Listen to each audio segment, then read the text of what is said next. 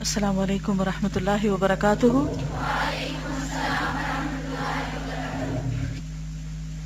نحمده ونصلی علی رسولہ الکریم، اما بعد فاعوذ باللہ من الشیطان الرجیم، بسم اللہ الرحمن الرحیم، رب اشرح لی صدری ویسر لی امری واحلل عقدۃ من لسانی یفقہوا قولی۔ فصل 44، گناہوں سے دین اور دنیا کی برکتوں میں کمی۔ معاصی اور گناہوں کی ایک سزا یہ بھی ہے کہ عمر، رزق، علم و عمل اور طاعت و عبادت کی برکتیں چھن جاتی ہیں۔ کتنی بڑی بات ہے! عمر، رزق، علم اور عمل، اطاعت اور عبادت کی برکتیں چھن جاتی ہیں، یعنی ان چیزوں میں انسان پیچھے رہ جاتا ہے، کمی ہو جاتی۔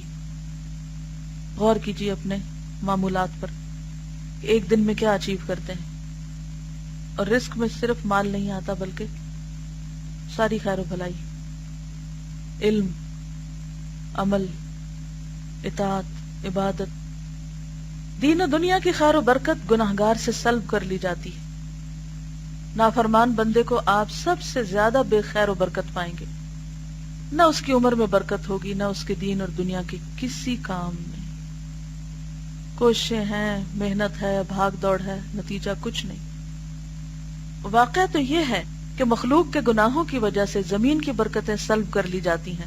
اللہ تعالیٰ کا ارشاد ہے سورۃ الاعراف 96، اور اگر ان بستیوں کے رہنے والے ایمان لاتے اور پرہیزگاری اختیار کرتے تو ہم آسمان اور زمین کی برکتوں کا دروازہ ان کے لیے کھول دیتے۔ یہ اللہ کا وعدہ ہے، آسمان سے بھی رزق برستا اور زمین بھی خزانے اگلتی۔ مزید ارشاد ہے سورۃ الجن آیت 16 اور 17، اور اگر یہ لوگ سیدھے رستے پر قائم رہتے، یعنی سیدھے رستے کو چھوڑ نہ دیتے، قرآن پڑھ کر قرآن کے تارک نہ ہوتے، تو ہم انہیں پانی کی ریل پیل سے سیراب کرتے، کیونکہ پانی زندگی کی بنیاد ہے نا، تاکہ برسات کی نعمت میں ہم ان کا امتحان کریں کہ نعمتیں پا کر پھر مزید وہ کیا کرتے ہیں، کیونکہ امتحان تو دونوں طرح ہوتا ہے۔ گناہوں کے ارتکاب سے بندہ رزق اور روزی سے محروم کر دیا جاتا ہے۔ پیچھے آپ پڑھ چکے ہیں مسند احمد کی حدیث شریف میں ہے، ان روح القدس نفث فی رعی انہ لن تموت نفس حتی تستکمل رزقها فاتقوا اللہ واجملوا فی الطلب فإنه لا ينال ما عند الله إلا بطاعته۔ یہاں تک یہ ابن ماجہ کی روایت ہے، اور اگلا حصہ جو ہے یہ مسند الشہاب کا اور ضعیف ہے۔ وإن الله جعل الروح والفرح في الرضاء واليقين وجعل الهم والحزن في الشك والسخط۔ روح القدس نے میرے قلب میں یہ بات القاء فرمائی، یعنی نبی صلی اللہ علیہ وسلم نے فرمایا کہ میرے دل میں یہ بات ڈالی کہ کوئی انسان اس وقت تک نہیں مرے گا جب تک کہ وہ اپنا رزق پورا نہ کر لے۔ بس تم اللہ تعالیٰ سے ڈرتے رہو اور اچھے طریقے سے اسے طلب کرو، نہیں حرام سے نہیں، حلال سے، جو ملنا آپ کو مل کر رہے گا۔ جلد بازی سے حرام کی طرف مت جاؤ، کیونکہ اللہ تعالیٰ سے جو کچھ مل سکتا ہے اس کی اطاعت ہی سے مل سکتا ہے، اور اللہ تعالیٰ نے رحمت اور فرحت اپنی رضامندی اور یقین ہی میں رکھی ہے، شک اور خفگی میں ہم و حزن کے سوا کچھ نہیں۔ تو یہ جو آخری حصہ اگرچہ یہ ضعیف روایت ہے، لیکن ویسے اگر اس بات کو دیکھیں تو بات یہ کہ جو بندہ اللہ سے راضی رہتا ہے اللہ تعالیٰ اس کو راضی کر دیتا ہے، اور جو بندہ اللہ سے ناراض ہوتا ہے، جیسے کہ ایک اور حدیث میں آتا ہے نا، تو اللہ اس سے ناراض ہو جاتا ہے۔ یعنی غم اور دکھ کے موقع پر اگر انسان یہ کہے کہ میرے ساتھ ہی ایسا کیوں ہوا، تو یہ اللہ سے ناراض ہونا ہے۔ اللہ بہتر سمجھتا ہے، زیادہ اچھی طرح جانتا ہے کہ کس کو کیا ملنا چاہیے۔ اور وہ حدیث قدسی جو امام احمد نے کتاب الزہد میں بیان کی ہے، جس سے پہلے بھی آپ ملاحظہ فرما چکے ہیں، انا اللہ اذا رضیت بارکت ولیس ببرکتی منتہا واذا غضبت لعنت ولعنتی تدرک السابع من الولد۔ کتاب الزہد، امام احمد۔ میں اللہ ہوں، میں راضی ہو جاؤں تو برکت دیتا ہوں، اور میری برکت کی کوئی انتہا نہیں، اور جب میں خفا ہوتا ہوں تو لعنت بھیجتا ہوں، اور میری لعنت اس کی 7ویں اولاد تک پہنچتی۔ اور حقیقت یہ ہے، رزق اور عمل کی وسعتیں اس کی کثرت اور فراوانی کی وجہ سے نہیں ہیں، عمر کی زیادتی مہینوں اور برسوں کی کثرت کی وجہ سے نہیں، یعنی عمر کا زیادہ ہونا مہینوں اور سالوں کا زیادہ ہونا نہیں، بلکہ رزق و عمر کی کثرت و وسعت یہ ہے کہ اس میں برکت پیدا ہو، تھوڑے وقت میں انسان زیادہ کام کر لے۔ آپ دیکھیے کہ آج کل ہر شخص کس بات کی شکایت کرتا ہے؟ ٹائم نہیں، ٹائم کم ہے، مصروفیت زیادہ ہے، کام ختم ہی نہیں ہوتا۔ ہم سب کو اس بات کی دعا کرنی چاہیے کہ اللہ تعالیٰ ہمارے وقت میں برکت ڈالے، کاموں میں برکت ڈالے۔ بندے کی عمر اس کی مدت زندگی ہے۔ عمر کیا ہے؟ زندگی کی جو مدت، ٹائم پیریڈ۔ اور جو شخص اللہ تعالیٰ کو چھوڑ کر کسی دوسری جانب مشغول ہو جائے اس کی زندگی کہاں؟ اس زندگی سے تو چوپایوں کی زندگی اچھی ہے۔ انسان کی زندگی تو اسی وقت ہے جب اس کا قلب اور روح زندہ ہو۔ اصل زندگی دل کی زندگی ہے، اور قلب کی زندگی اس وقت ہے جب وہ اپنی خالق کی معرفت حاصل کرے۔ کیا کرے؟ اللہ کی معرفت، اس سے محبت کرے اور اس کی عبادت کرے اور اسی کی بارگاہ میں رجوع کرے، اسی کی چوکھٹ پہ سر جھکائے، اسی کے ذکر سے طمانینت اور سکون اور اس کے تقرب سے انس حاصل کرے۔ جس نے یہ زندگی کھو دی اس نے ہر قسم کی خیر و فلاح کھو دی، چاہے اسے کچھ دنیا بھی مل گئی ہو۔ یعنی دنیا کی زندگی میں اگر اس کے پاس کچھ نعمتیں ہیں بھی اللہ کی نافرمانی کے باوجود، تو یہ زیادہ دن کے لیے نہیں ہے، اس لیے اس میں مت کوئی بھولے۔ لیکن اس زندگی کے عوض تو ساری دنیا میں مل جائے تو ہیچ ہے۔ ہیچ کا کیا معنی؟ حقیر۔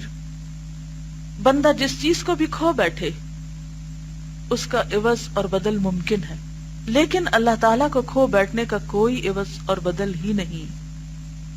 فقیر اور محتاج بالذات، غنی بالذات کا بدل، عاجز بالذات، قادر بالذات کا عوض اور مردہ زندے کے برابر کیوں کر ہو سکتا ہے؟ فقیر اور محتاج بالذات یعنی جو اپنی ذات میں فقیر ہے، کون؟ انسان۔ غنی بالذات جو اپنی ذات میں غنی ہے، کون؟ اللہ۔ کا بدل یعنی اللہ کو کھو کر کسی انسان کو پا لیا تو کیا ملا؟ کیا حاصل ہوا؟ عاجز بالذات کون؟ انسان۔ قادر بالذات کون؟ اللہ۔ اور مردہ زندے کے برابر کیوں کر ہو سکتا ہے؟ مخلوق خالق کا بدل کس طرح ہو سکتی ہے کہ انسان اللہ کو بھول جائے اور بندوں کے پیچھے دوڑتا رہے؟ وہ مخلوق جس کا وجود بالذات نہیں، جس کی کوئی چیز بالذات نہیں یعنی ذاتی نہیں۔ انسان کی کوئی بھی چیز ذاتی نہیں، کیا ہے؟ ادھاری ہے نا، مستعار ہے۔ کہاں سے لیے؟ اس ذات کے عوض اور بدلے میں کیوں کر لی جا سکتی ہے جس کا غنا بالذات، جس کی حیات، کمال وجود، رحمت سب کچھ بالذات اور لوازمات ذات میں سے ہیں۔ جو شخص ایک ذرے کا بھی مالک نہیں اس ذات کے بدلے میں کیوں کر لایا جا سکتا ہے جو آسمانوں اور زمینوں کی مالک اور مختار ہے۔ پھر بھی عورتیں کہتی ہیں کہ اللہ کا حکم کیسے مانے، شوہر ناراض ہوتے ہیں۔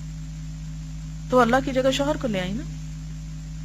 کبھی ماں باپ کا بہانہ، کبھی کسی اور بڑے کا بہانہ۔ کوئی بھی انسان جس سے ڈر کر کہ اگر میں نے اس کو ناراض کیا تو اس کا نفع مجھے نہیں ملے گا، اس سے ڈر کر اگر آپ اللہ کو ناراض کرتے ہیں تو بہت گھاٹے کا سودا ہے۔ کوئی بھی انسان جو آپ کو غلط بات کہتا ہے اور آپ اس کی غلط بات میں ہاں ملاتے ہیں اور اس کو راضی کرنے میں اللہ کو ناراض کر جاتے ہیں، کیا حاصل کیا؟ کیا کمایا؟ کیا پایا؟ کسی انسان کی خوشی میں، کسی انسان کی خاطر آپ اپنی آخرت برباد کر لیتے ہیں، کیا حاصل کیا؟ ایسا کب ہوتا ہے؟ کیسے ہوتا ہے؟ ہم انسانوں کو ناراض کیوں نہیں کر سکتے؟ مثلاً آپ دیکھیے کہ اذان ہو چکی مغرب کی، اتنے میں آپ کی دوست کو فون آ جاتا ہے اور وہ کیا چاہتی ہے آپ سے کہ آپ اس سے باتیں کریں، چاہے نماز لیٹ ہو جائے، اور آپ اس ڈر سے فون نہیں رکھتے اور نہ اسے بتانے کی جرات کرتے ہیں کہ میری نماز لیٹ ہو رہی ہے، کیونکہ آپ کو یہ ڈر ہے کہ اگر آج میں نے یہ کہا تو آئندہ وہ فون ہی نہیں کرے گی اور دوستی بگڑ جائے گی۔ کیا کھویا؟ کیا پایا؟ کس کو ناراض کر کے کس کو راضی کیا؟ بعض اوقات ہم حکمتوں اور وقتی طور کا عذر لیتے لیتے لیتے اپنی مرضی کر رہے ہوتے ہیں۔ ٹھیک ہے، تدریج، دوسرے کے ساتھ ڈسکس کرنا اور بڑے فتنے کی بجائے چھوٹے فتنے میں رہنا وہ الگ ہے، لیکن بعض اوقات حقیقت میں ایسا نہیں ہوتا. اصل بات یہ کہ ہم سٹرگل ہی نہیں کرتے، کیونکہ ہم خود بھی اسی پہ راضی ہوتے ہیں جو کوئی اور ہمیں کہہ رہا ہوتا ہے، اور ہم اس پہ ڈالنا چاہتے ہیں. یعنی بعض عورتیں شوہر کا صرف بہانہ کرتی ہیں اور شوہر کی بلا کو بھی نہیں پتا ہوتا. یعنی بعض تو واقعی سیویئر کیسز ہیں، اس میں تو انسان کو بعض اوقات کافی مشکل ہوتی ہے، لیکن بعض اوقات ہم صرف مرضی اپنی کرنا چاہتے ہیں اور نام اس کا لگاتے ہیں تاکہ کل اللہ کے یہاں وہ پکڑا جائے گا، میری تو چوٹ ہو جائے گی، میں یہاں بھی چوٹی وہاں بھی چوٹی. کیا نفع کا سودا ہے؟ تو کیا اللہ کو نہیں پتا کہ اصل مشکل کہاں ہے، کس کو دھوکہ دے رہے ہیں؟ کئی دفعہ لوگ غلط کام کرنا چاہتے ہیں اور جا کے کسی سے فتویٰ لے لیتے ہیں اور اس غریب کو یہ بھی نہیں بتاتے کہ اصل بات کیا ہے. اپنی مرضی کا سوال لکھ کے اپنی مرضی کا جواب لیتے ہیں اور پھر اپنے آپ کو مطمئن کر لیتے ہیں کہ وہ فلاں عالم نے کہا تھا کہ ایسا کر لو، اور پھر کیا کہتے ہیں کہ اب ذمہ داری عالم کی ہوگی، ہماری نہیں، ہم چھوٹ گئے. اور عالم بھی کیوں ایسی بات کر رہے ہیں؟ عالم کی بھی پکڑ ہے وہاں جہاں وہ بندوں کو راضی کرنے کے لیے حق چھپا رہا ہے. بنی اسرائیل کے علماء کی کیوں شامت آئی تھی؟ کیا کیا تھا انہوں نے؟ وَتَكْتُمُونَ الْحَقَّ وَأَنْتُمْ تَعْلَمُونَ. اصل بات ہی یہی ہے، ہم اندر سے خود کمزور ہوتے ہیں. جس بات پر آپ 100% کنونسڈ ہو، یقین ہو آپ کا کہ یہ درست ہے، تو دوسرے کو بتانے میں مشکل ہوتی ہے کبھی، لیکن ایسی بھی نہیں کہ آپ حق کنوے نہ کر سکیں. لیکن اگر ہم خود شیکی ہوں، خود شیکی ہیں، خود کنونسڈ نہیں ہے کسی بات پہ، تو ہم اسے کنوے بھی نہیں کر سکتے. معصیت سے رزق اور عمر کی برکتیں اس لیے سلب ہو جاتی ہیں کہ معصیت اور ارباب معصیت پر شیطان مسلط ہو جاتا ہے اور ان پر اس کی حکومت قائم ہو جاتی. اہل عصیان کے تمام دفاتر اس کے پاس ہوتے ہیں. ظاہر ہے شیطان کا قرب جسے بھی ہوگا اس سے برکت سلب کر لی جائے گی. یہی وجہ ہے کہ کھانے پینے، کپڑے پہننے، سواری، جماع وغیرہ مواقع میں بسم اللہ الرحمن الرحیم کہنا شارع نے مشروع فرمایا ہے، کیونکہ ذکر الہی خیر و برکت کا موجب ہے. اس سے شیطان بھاگتا ہے اور حصول برکت کی راہیں کھل جاتی ہیں. اللہ کی برکت کو کوئی چیز روک نہیں سکتی. ہر وہ چیز جو اللہ کے سوا کسی اور کے لیے ہو، اس سے برکت چھین لی جاتی ہے. ہر وہ چیز جو اللہ کے سوا کسی اور کے لیے ہو، اس سے برکت چھین لی جاتی ہے. کون سی برکت؟ علم، رزق، عمل، اطاعت، عبادت. کیونکہ برکت تو پروردگار عالم ہی کی بارگاہ سے اترتی ہے، ساری برکتیں وہیں سے آتی ہیں، اور ہر وہ چیز جو اس کی طرف منسوب ہو مبارک ہوتی ہے. اس کا نام مبارک ہے، اس کا رسول مبارک ہے، اس کا وہ بندہ مبارک ہے جو ایمان رکھتا ہے، اللہ کی مخلوق کو نفع پہنچاتا ہے. بیت اللہ الحرام مبارک ہے، ملک شام مبارک، سرزمین شام کی برکتوں کا ذکر قرآن حکیم میں 6 آیتوں میں کیا گیا ہے. پس دنیا میں اس کی ذات کے سوا کوئی مبارک نہیں.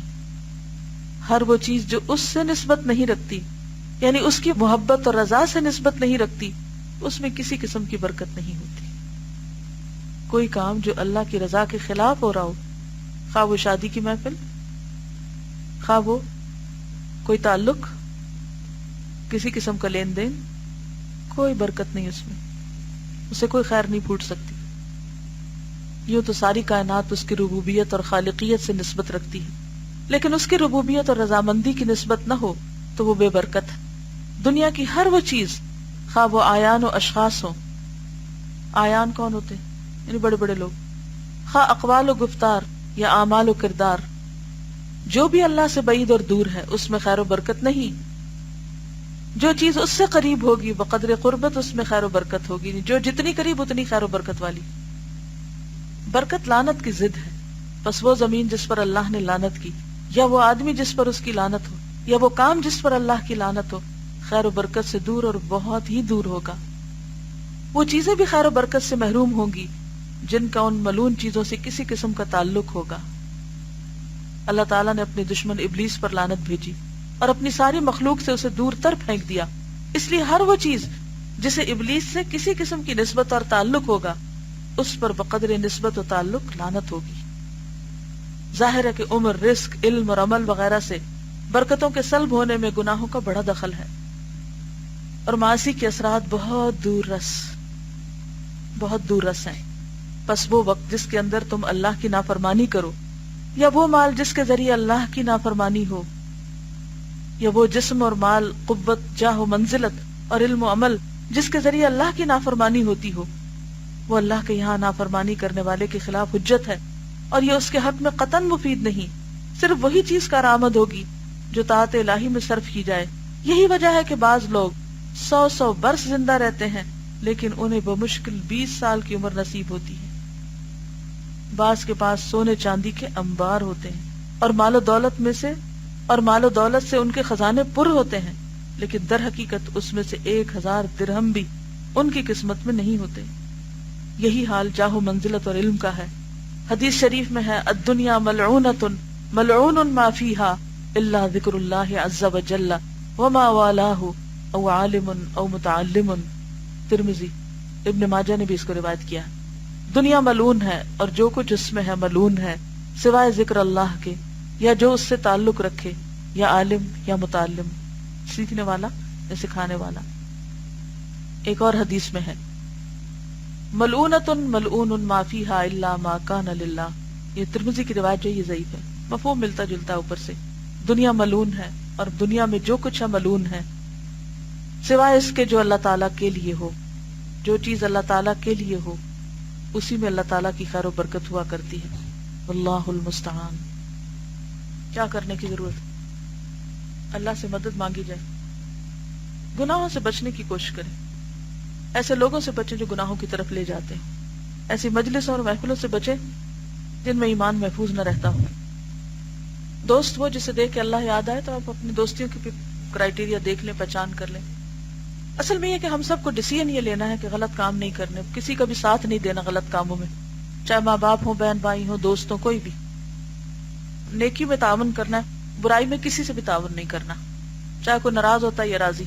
اگر کوئی وقتی طور پہ ناراض بھی ہو جائے گا نا اور ہم نے اللہ کو راضی کر لیا تو اللہ اس کو بھی ہم سے راضی کر دے. لیکن اگر اللہ کو ناراض کر کے اس کو راضی کیا تو اللہ بھی ناراض اور اللہ اس کو بھی ہم سے ناراض کر دے گا کسی دن.